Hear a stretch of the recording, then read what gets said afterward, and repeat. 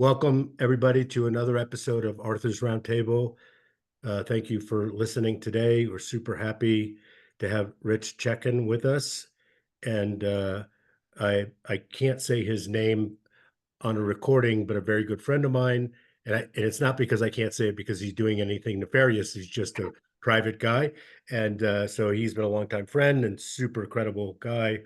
And he kindly referred Rich to Family Office Insights and Arthur's Roundtable. And so we're super happy to let that happen. So he knows who he is. When he hears this, he'll know. So thank you again for doing that. Thank you, everybody, for joining us today. So we're going to talk about some really interesting, timely topics around, I guess, the right way to term is not just gold investment, but what's the right way to term the opportunity? Tangible assets is Tangible probably the assets. best way to do it. Yeah. Yeah, fair enough. Yeah, so why don't you go ahead and give some people a background about you and the company, and then we'll get into some questions. Sounds great. And thanks, Arthur, for having us. Thank you all for listening. And thank you to our mutual longtime friend who shall remain nameless for bringing us together. If we'd known Arthur was around years ago, we would have certainly sought him out much sooner than this. But we're glad to be here and have caught up with him now. I'm President and Chief Operating Officer of Asset Strategies International. It's a company that my uncle and his partner formed in 1982. We're 42 years old now. I joined him in 1996, and we are a full service tangible asset dealer. So we buy and sell gold, silver, platinum, palladium, coins, bars. We work with personal funds. We work with IRA funds. We work with rare or numismatic coins, mainly early U.S. gold and silver, but we also deal with world and ancient coins. The last three categories are a much smaller part of what we do. Most of our clients come to us for gold and silver, typically for wealth insurance and for profit, respectively. But they both can deliver both at the right times. And that's what we've been doing for 42 years now. So oftentimes when people think about gold, they think that, oh, we don't really need to worry about that. We're not, uh, what do they call the people who want to live in a bunker if the world goes to shit? Preppers. Yeah, preppers. We're not preppers. Yeah. And some people say, well, wait a minute. If I buy gold from UBS and it sits on their balance sheet, then they can hypothecate it, and that doesn't sound right. And you're more of a sophisticated buyer. So tell us about and this is great because the timing is beautiful. We've got an election coming up. The world's in a mess. And so arguably the stars are aligned to feel for people who have either invested in tangible assets or haven't, the timing might be right for that sort of thing. So can we talk about that? Because you have great fodder about what's going on in the world right now. Yeah, there's no question. There's a lot going on. I want to just emphasize something you said, that a lot of people think if you want to own gold, it's because you think the world's coming to an end, the sky's falling, you're Chicken Little. Uh, that is not the case. In fact, I just got back from a conference I was speaking at, and a good friend of mine who hasn't heard me speak in probably a decade uh, came up to me afterward. He said, "You know what? I think I just heard the first gold presentation where you weren't selling fear, Right. And I said, listen, I don't sell fear, I sell gold. Yeah. And there's plenty of rational reasons to own gold. And fear to me just isn't one of them. I'll admit we have issues, Arthur. There's no question, and it's not just in the U.S. It's worldwide, whether it be political, social issues, what have you. We've got some things to work out, but I don't believe for a second the world is coming to an end.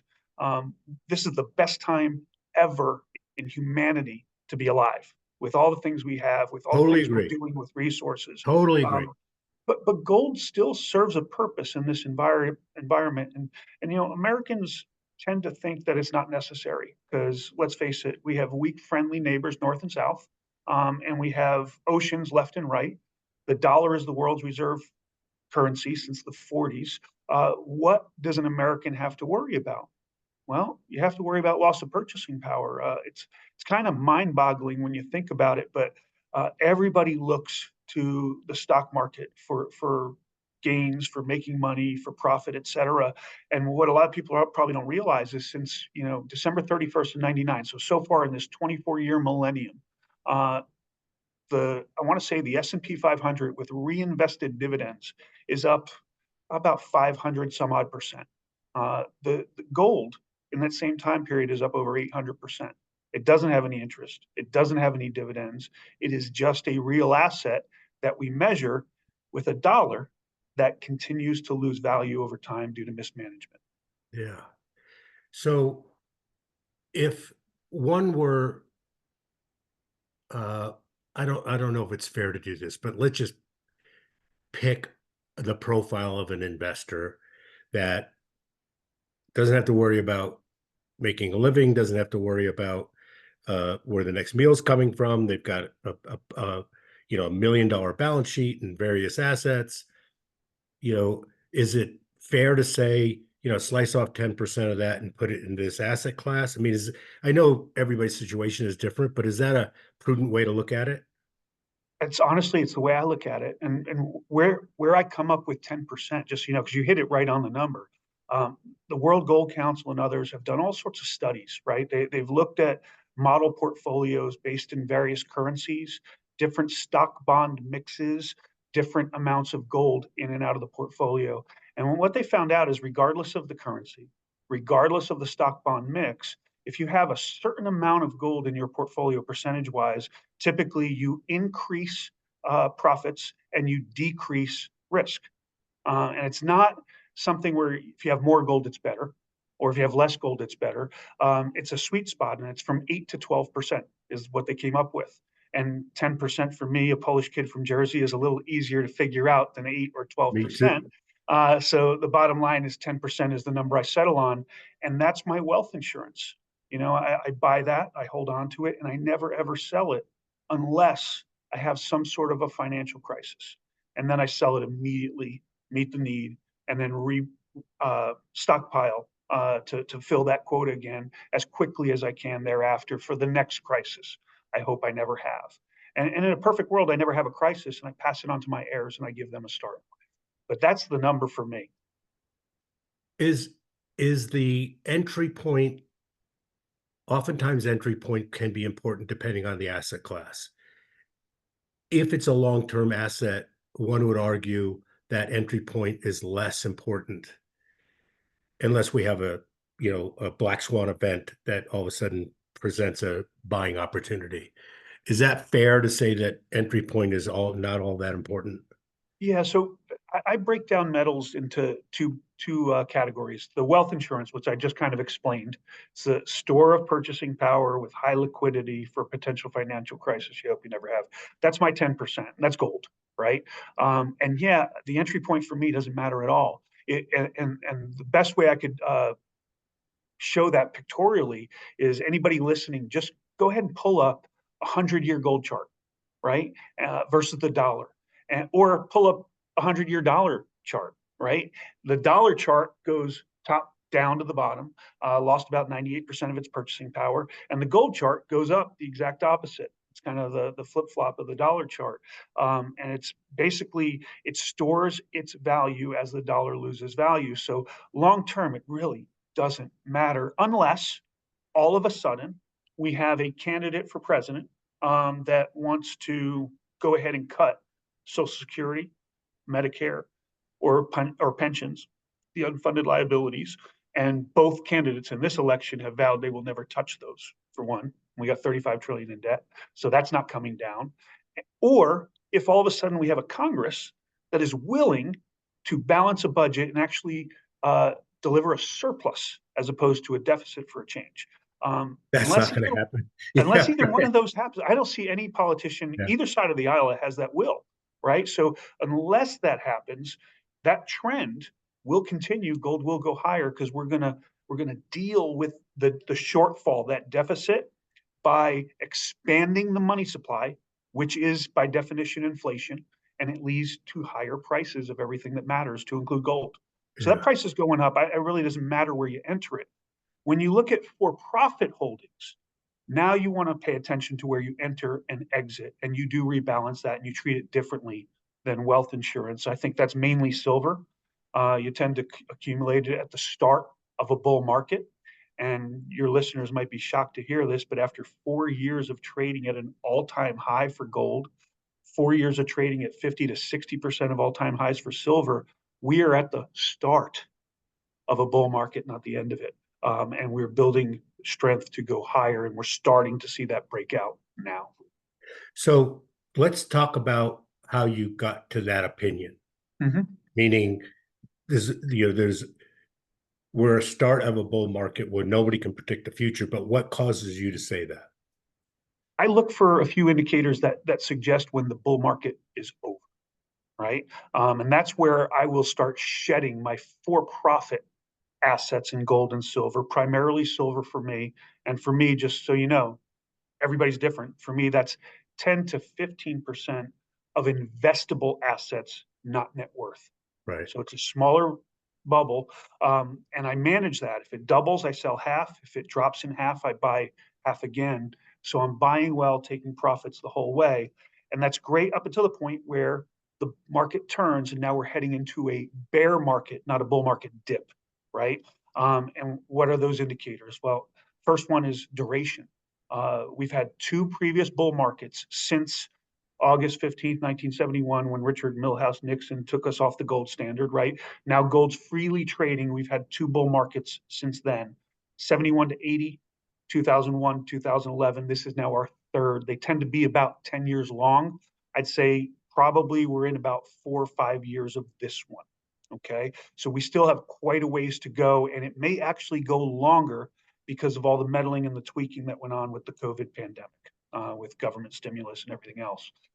So we've got more time on our hands. Second thing I look at is I look at the price. So from the first bull market, the high of gold was 850. The second bull market, it was 1921 an ounce. I'm looking for a 2 to 3 times increase in the high for the gold price before we turn the corner to go south again. Really? Yeah, so I'm looking at $3,800 to $5,700 gold. Nowhere near that at $2,700 an ounce. The next thing I look for is the gold silver ratio. How many ounces of silver does it take to buy 1 ounce of gold? Uh, Historically, when both metals are cheap and ready to move higher, you see a number of 80 to 1 or higher. We've been at 80 to 1 for a long time. We're there right now. We've been as high as 127. Um, when the market is a bull market ready to turn bear, because gold and silver are both moving up, but silver will outpace gold to the upside, that number will come down. Your GSR, how many ounces of silver it takes to buy an ounce of gold. I want to see a number of about 35 to 50. We're at 80. We're Yeah. nowhere near that. Interest rates, another indicator. You want to look at interest rates potentially that are high enough, high single to low double digit numbers where it would dissuade someone from taking a position in gold. Rather, they would go ahead and put money in a bank Yes. and let it sit there and Yeah. collect interest. Yeah. We're nowhere near that. And we're going the other direction. We'll see for how long. Dollar strength. The dollar is strong relative to all the other major trading currencies, right? But if you look at it from like a year and a half ago on that index, it was about 116, the old index for the dollar. Today it's trading about 104. Not strong, not even close to strong, and it's the anti-gold, if you will. They play against each other. Next thing I want to look at is geopolitical stability. Do you feel like peace is ready to break out anywhere in this world? Yeah. The answer is no. We're not even close to that. And the same thing for social calmness or order. I don't think we have that. And again, not just in the U.S. but worldwide, we're having struggles with regimes, and there's all sorts of elections that could go different directions, and there's a lot of outcry from the citizenry of the world. So we're not stable there. The last thing I kind of look at is sentiment. Which the best way I could describe, I just got back from Vegas, where I was at a conference, and I took an Uber to the conference hotel, and not once did my driver bring up how much money he's making in gold and silver. Right. That's an indicator. When one, two, three, four, say, of these indicators start coming together, okay, time to look for the exits for your for-profit metals. Not a single one of them is firing right now. Yeah. I think we have a long way to go. Yeah. Those are a bunch of really interesting and what arguably makes sense data points, right? Uh, if how much, if at all, would the data point of a frothy S&P that inexplicably keeps on climbing, is there a correlation there for you? I think there's a little bit of a correlation, but it's all tied to free money, right? As the interest rates go lower, all boats will rise with the tide. So the dollar's weaker. It takes more of those dollars to buy anything of value, and it could be a share in Nvidia. It could be an ounce of gold. It could be a college education or a new home. Everything of any value is going to go up in price when the dollar weakens. And we've seen that. So right now we do have kind of a frothy stock market. It's not holding gold back by any means. Uh, the geopolitical hotspots around the world, coupled with how we've dealt with them as a nation, we've kind of with U.S. dollar sanctions against Russia and Iran, we've basically said, if you're not playing nice, we're going to cut you off from the world's money supply. And they're finding other ways to get around that. Russia and Iran, they have other ways. They have people that will trade with them in something other than dollars. But also, we're pushing our friends away because they're thinking, okay, I'm on the good side of the ledger with the U.S., but what happens if I do something wrong? Are they going to cut me off too? And it's leading our friends and our enemies right now to go ahead and shed dollar reserves, which is not helping that strong dollar case, by the way, in favor of another tier one asset, gold. And central banks around the world for the past 3 years have been buying gold like there's no tomorrow.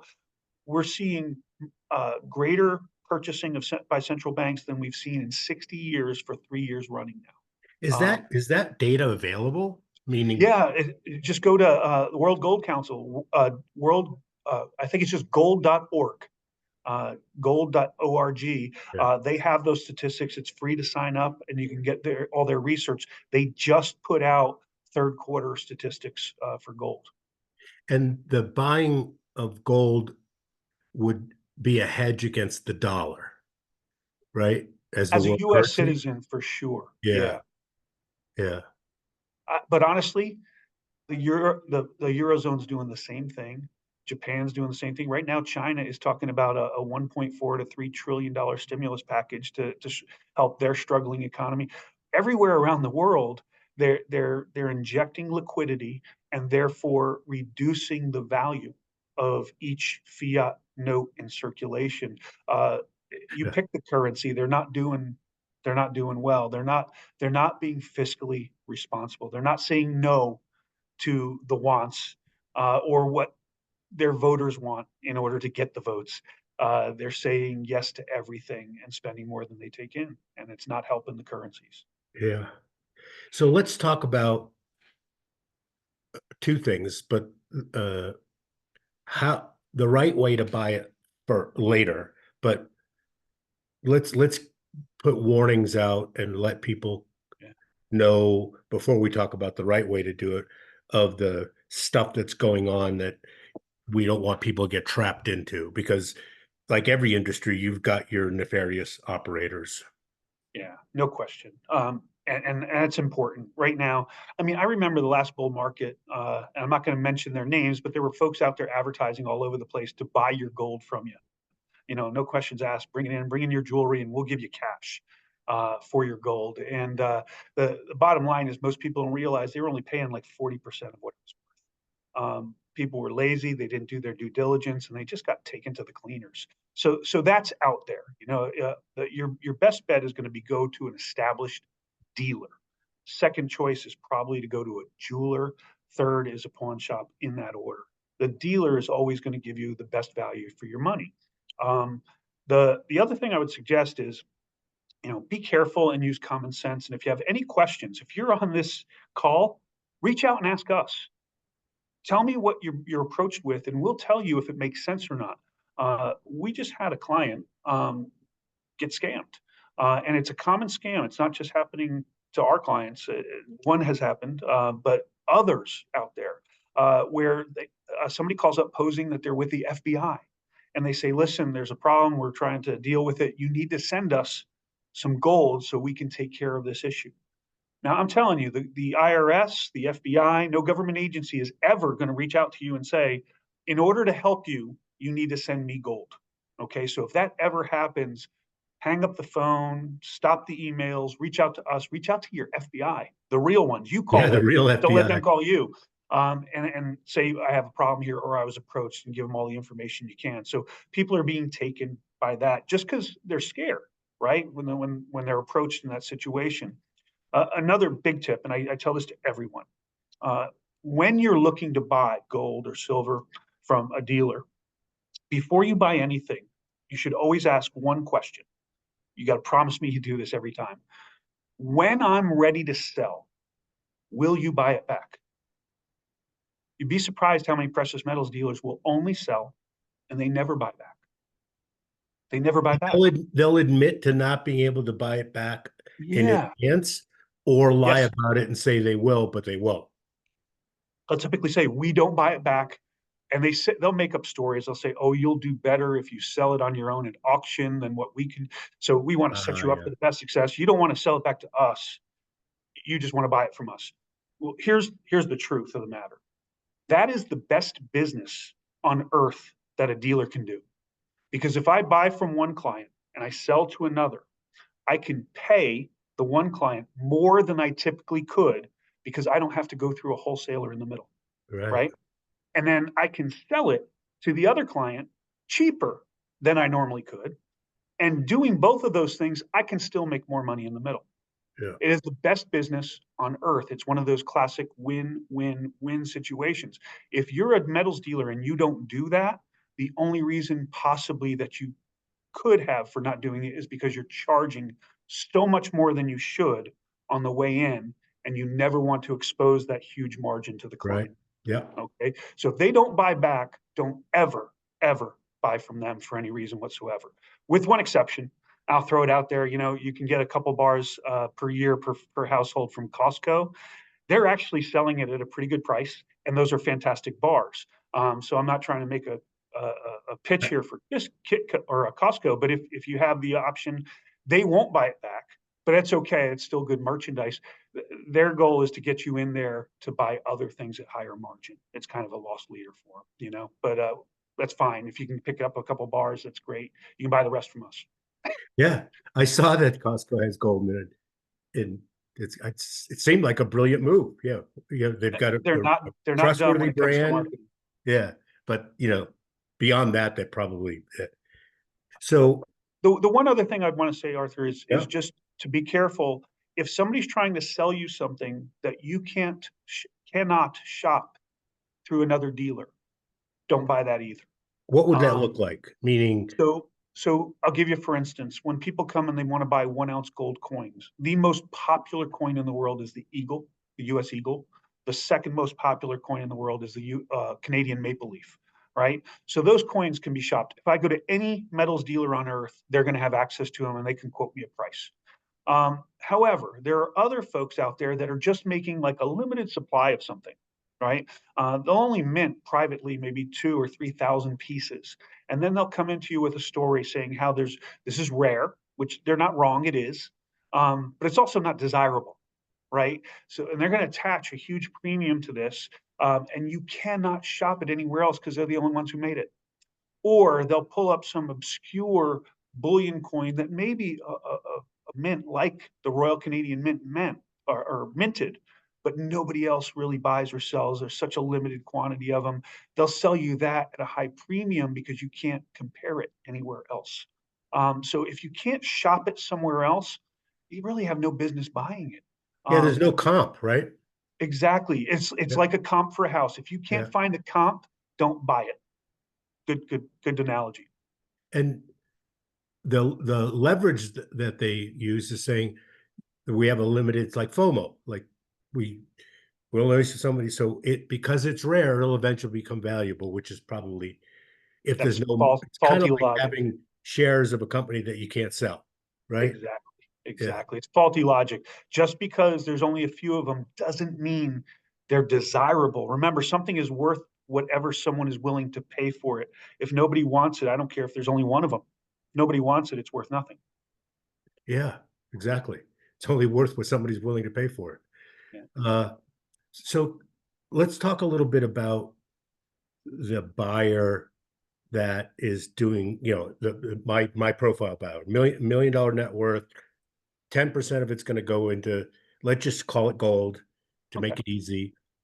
Is How would one go about that? Are they buying coins? So if they go down the world's going to go to the end, that they actually have something to, like, you can't shave off shavings from the bar and use it to buy something, right?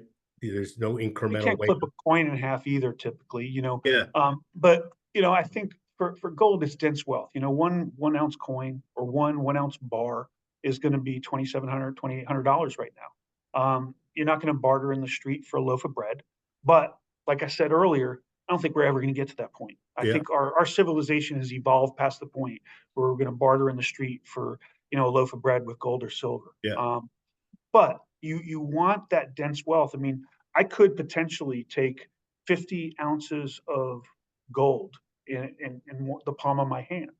All right. That's $125,000. I mean, I'm talking dense wealth. yeah, Uh, and it's easy to hold, hide, secure. Of course, your best protection is always a low profile. Don't go around bragging. Come look at my coin collection. You and your spouse or your significant other, they're the ones who need to know, and really nobody else. But you can hold that dense wealth. I mean, we usually start with 1 ounce gold coins because people want liquidity.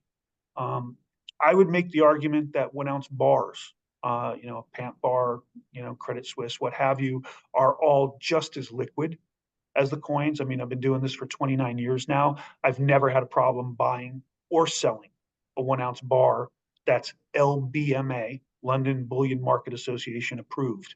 Uh, there, there are tons of them out there to buy and to sell.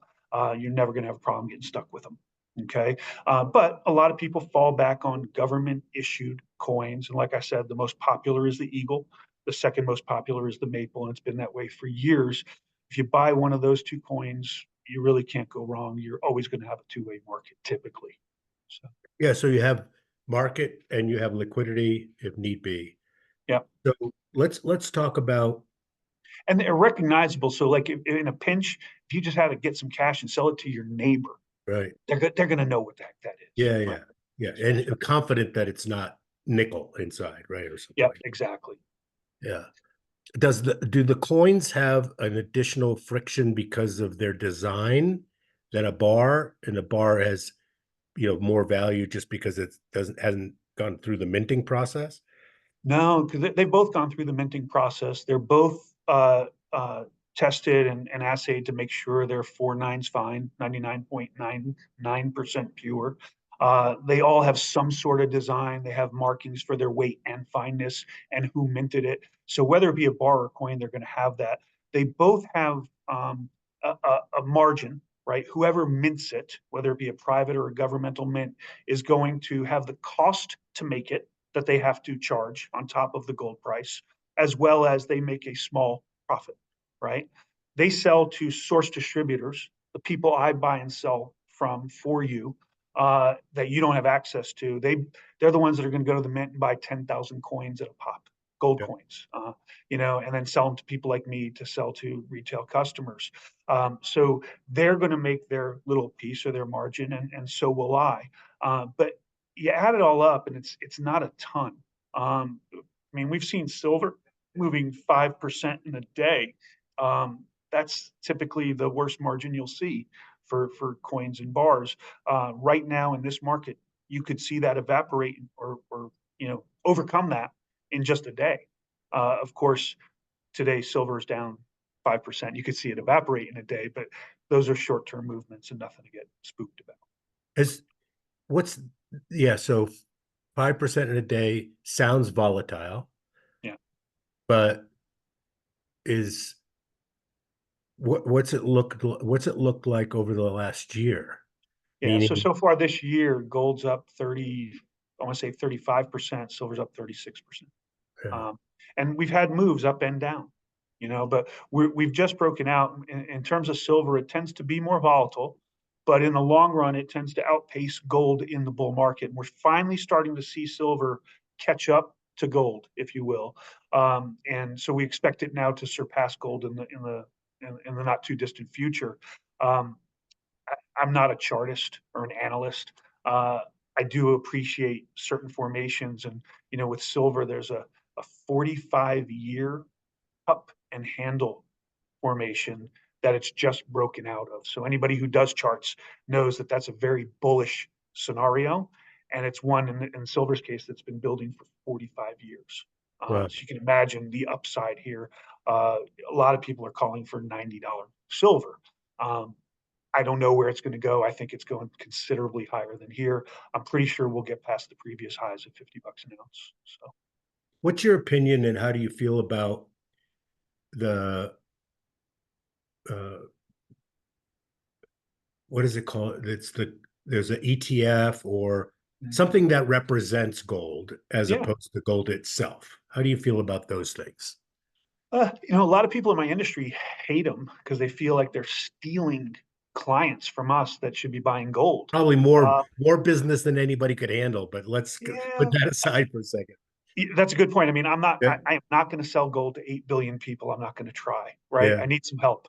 If it comes from the ETF, so be it. The exchange traded funds are kind of interesting. They're offshore trusts uh, that have a fund manager and whose job it is to mimic the gold or the silver price.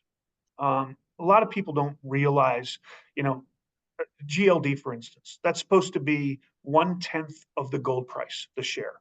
SLV is supposed to be 10 times the silver price per share. And they almost never are.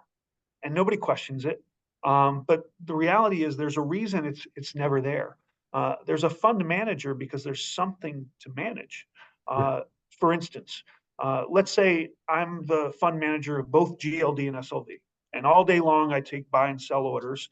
And at the end of the day, I have to buy 50 ounces of gold to settle up, and I have to buy 5,000 ounces of silver. I can't do it. Physically, practically, I cannot do it because the bullion banks won't sell less than 100 ounces of gold and 10,000 ounces of silver to me at a time, right? So there's going to be a shortfall, or I'm going to buy more than I need. I'm going to go long based on where I think the market's going in the short term, right? So the fund manager has something to do. They have to analyze the market. They have to make the proper decisions. They also take out some fees and so forth along the way. I'm not one of those that believes that the metal's not there, but I do think in today's day and age, where it's so easy to buy and sell, logistics have made precious metals ownership so much easier than it ever was historically. Why do you have to buy something that mimics the gold price when you can buy gold, yeah, or mimics the silver price when you can buy silver?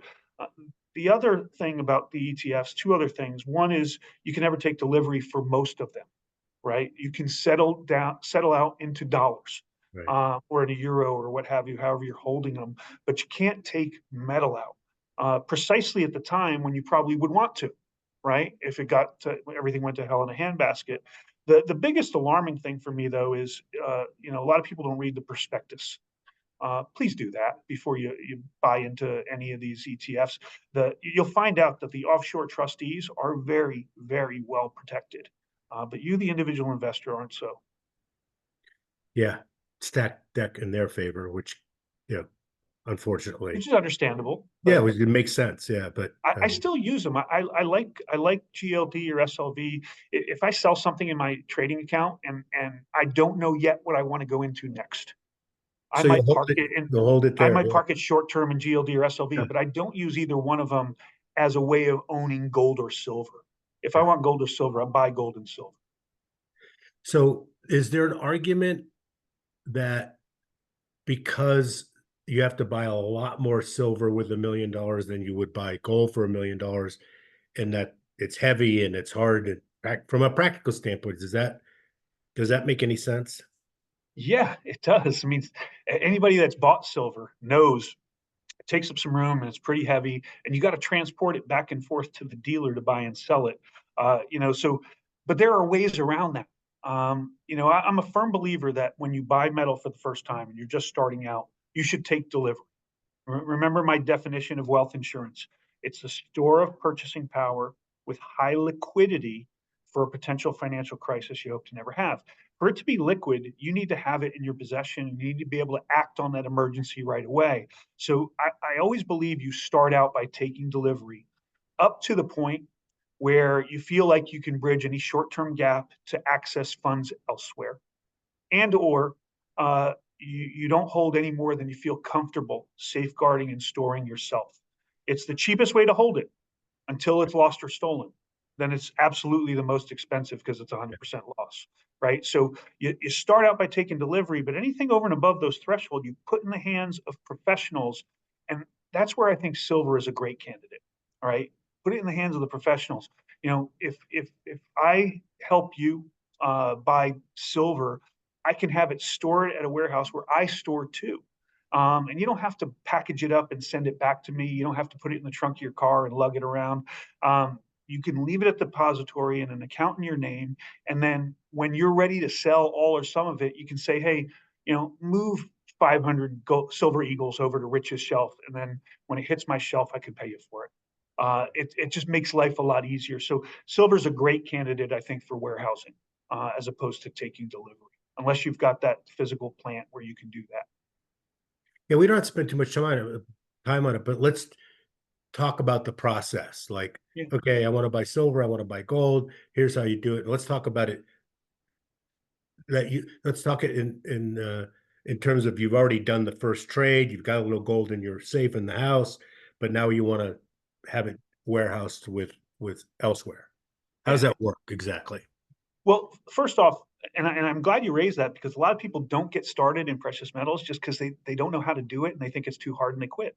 Yeah. Whereas it could really serve some value for them. So that first trade where we ship it to you, all you have to do is call us up, fix a price with us over the phone, send us the funds.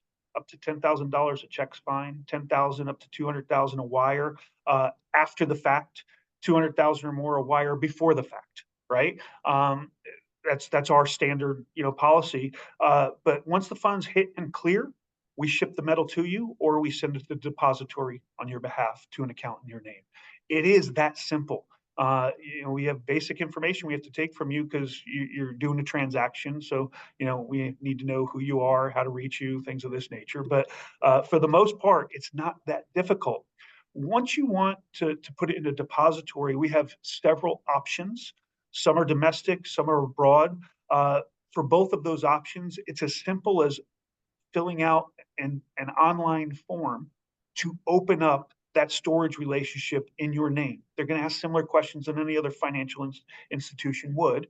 And then once that account's opened, when you buy from us, I can just send it there to your account. Okay.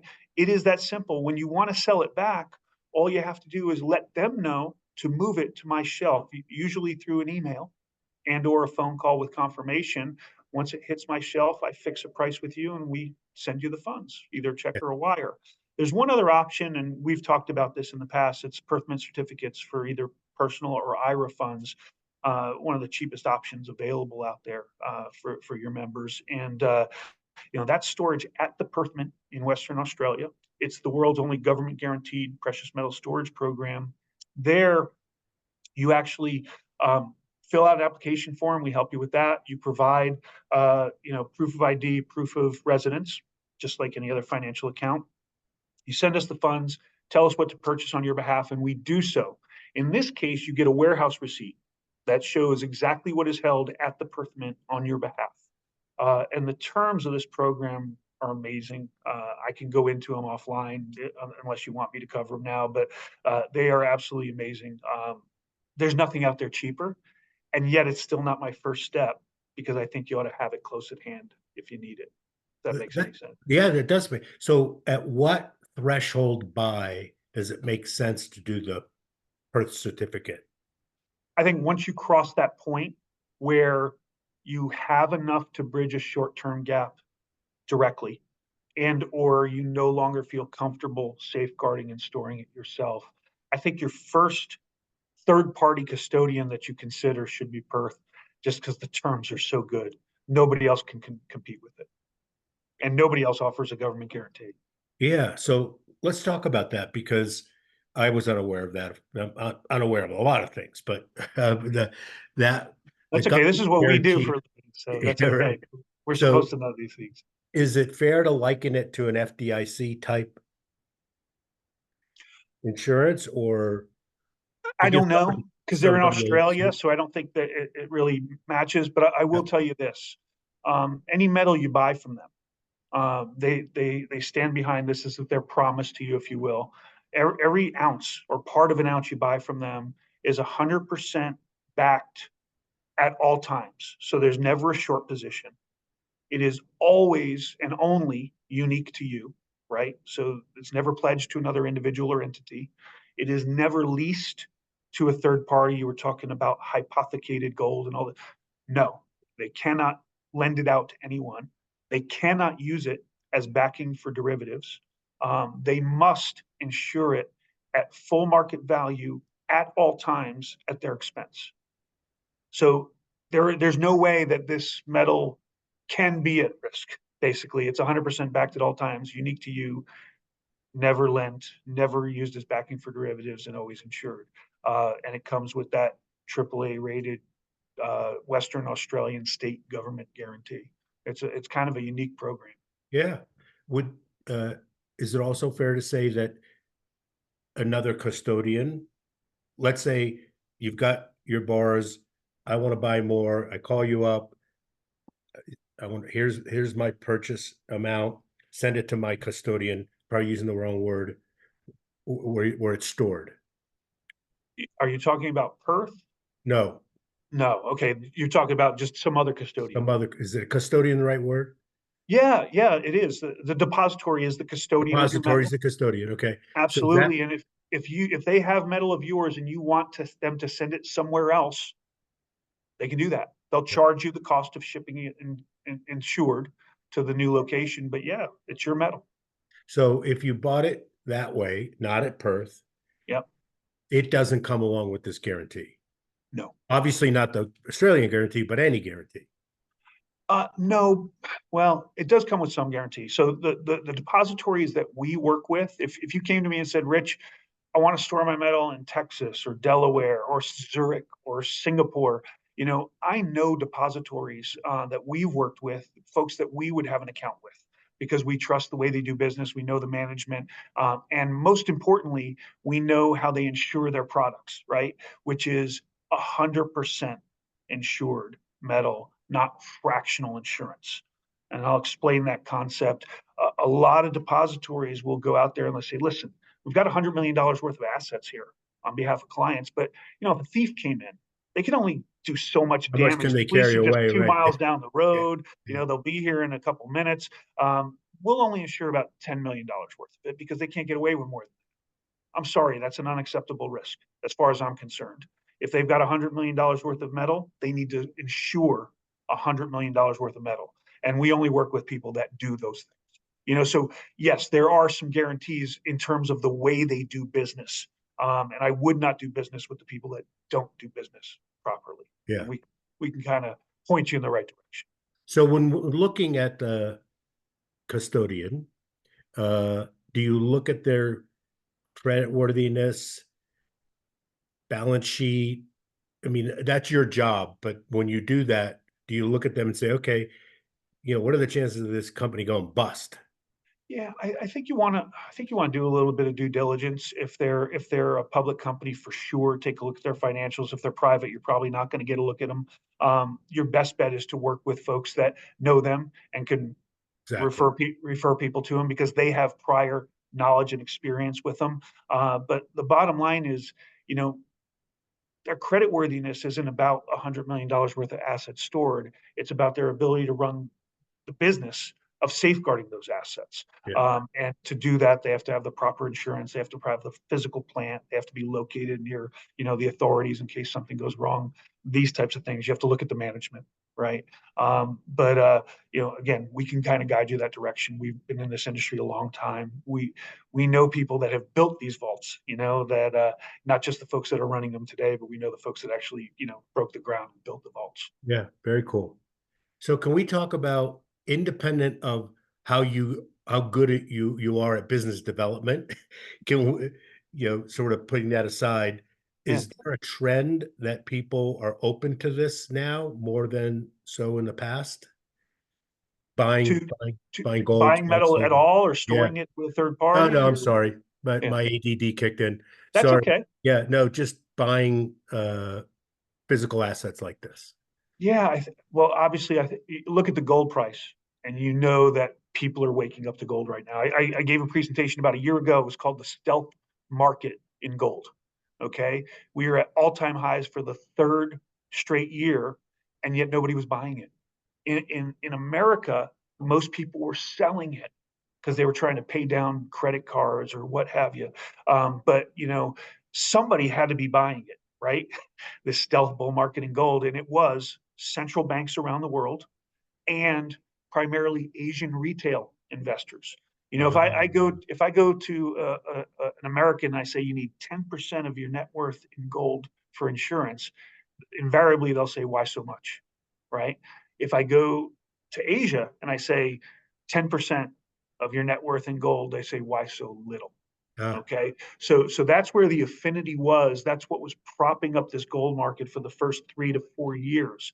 And that has started to turn this past summer. We saw what used to be gold hemorrhaging out of Western ETFs, exchange traded funds. Now it is flowing back in. And that started about May, June timeframe. So the Western investor is starting to wake up. So the presentation I just gave last week was entitled "Gold: The Gold Bull Finally, the Sleeping Bull Awakens" or something like that. yeah, yeah, Gold is now finally starting to make its move, yeah. and yeah, people are coming around, but it's still a long, long way from the irrational exuberance that Alan Greenspan Said, talked yeah, about yeah. years ago. Greenspan. We're Yeah. far from that. For folks that feel like FOMO, fear of missing out, it's at all-time highs, it's made new highs. I waited too long. All I could say is, again, none of those factors that suggest the end of a bull market are even close to firing right now. We are just starting here, and gold's move is in a relationship to monetary issues, in my personal opinion, and they are far from being resolved. I don't think there's a will to resolve them right now. So I expect gold's going to do well for a while here, no question. Yeah. You haven't missed anything. I think that's clear. There is no will. Um, is there break points for you? For example, is it worth somebody sending you 5 grand as a business? Like, can you do that trade and still make money? Or does it need to be 25,000, 50,000? And at what point does it become, you know, irrelevant how much money in terms of the cost of doing the trade? Yeah, I'll answer it this way. I think everybody needs gold, and for everybody, that point is relative. Inter, $5,000 to one might be everything, and 5,000 to another is like coins in your pocket, right? So, but everybody needs the gold. Our minimums, and we have to be in some form where we could actually do the business, and they're pretty low. 1 ounce of gold, 2,800, 1 ounce of palladium, 1 ounce of platinum, 100 ounces of silver, or $100 face value of pre-1965 US 90% silver coins, quarters, dimes, half dollars. So as long as you meet those minimums, we'll do business. And honestly, if somebody needs it, we've relaxed those too to help people out. The reason we do that, when I first got here 29 years ago, Michael's partner Glen told me about one of his favorite clients. He started coming to him once a quarter, and he would buy one South African Krugerrand, 1 ounce of gold every quarter, every 3 months. And he did that for 2 years. So he bought 8 Krugerrands. And they started buying 100 ounces of gold at a pop. And he did it because he wanted to see how Glenn would treat him when he was only buying 1 ounce of gold, right? And he treated him well. And that's why he came in. We're geared toward taking care of the customers. We're here to serve, I think, a valuable purpose. And I think everybody needs it. So whatever we can do to do that business, we will. If you do, if you have the scale of the order matters in terms of your pricing. I'll be honest with you, if you come in and you buy $1 million worth of gold versus 1 ounce, my wholesaler is going to give me a better price for $1 million. Of course. He's Yeah, going to that's what want I'm that looking at. business. At some point, the friction diminishes. Friction, and I mean it in the most polite way. Everybody needs to make money, and that's kind of what I was hunting for. Is at what point is it too little for you? And you've answered that question. Yeah. And so, just like a lot of things, but I could do better on pricing the more you buy. Little things like 500 ounces of silver, I can do free shipping. 10 ounces of gold, I could do free shipping. Right. Below that, I'm going to charge you for the shipping because there's not enough margin in there for me to cover shipping. Yeah, totally. Simple. Yeah, you haven't got Amazon logistics in place. Right? No, yeah, not yet. Yeah. And so what's the so it's so super easy, much easier than I expected, right? I have friends that have 3-ring binder notebooks full of gold in plastic sleeves, like little whatever bars. Like, yeah. I mean, that's craziness, right? But maybe not, but they have their own reasons for doing that. I know people that just have it. I met a guy at the conference. He said, I just have it all over my desk because I love looking at it. Yeah, right. I would not recommend that, but for him, it works. That's what he wants to do, I guess. Yeah. So I hope his office is secure and he trusts people. Exactly. So. Yeah. So, this has been super helpful. Really appreciate it. What, just for the record, let's put on the recording how people get a hold of you. Sure. You call us toll free, 1-800-831-0007. So that's 10 better than James Bond, mind you. Right. 800-831-0007. You can send an email to info@assetstrategies.com. And you can also send me an email direct, rcheckan, RCHECKAN @assetstrategies.com. They're all going to get answered, even if it's the ASI info. We look at them every day and we reach back out to people. If we miss it, it is something happened that was not normal. But we're very good. We're hungry for business and we want to help people. So that's great. Thank you for asking that. Our website too, assetstrategies.com. Same thing. Yeah. The domain name of that. Yeah. Well, when we send it out, we'll put it in the notes just so they can have it. But I super appreciate our John, our no name friend. Yes, he who shall remain nameless. Yeah, right. He's a good friend for a long time. Really interesting discussion, and thank you for being here. Really appreciate it. Yeah, and if we didn't cover the questions, I mean, you thought of all the questions you could think of. I thought of things that might be helpful, but we don't know what your listeners are thinking. If you have questions, ask them. I'm sure there's some way we can get that out so everybody can benefit from that. I'm happy to do it. Just send the questions and we'll answer them.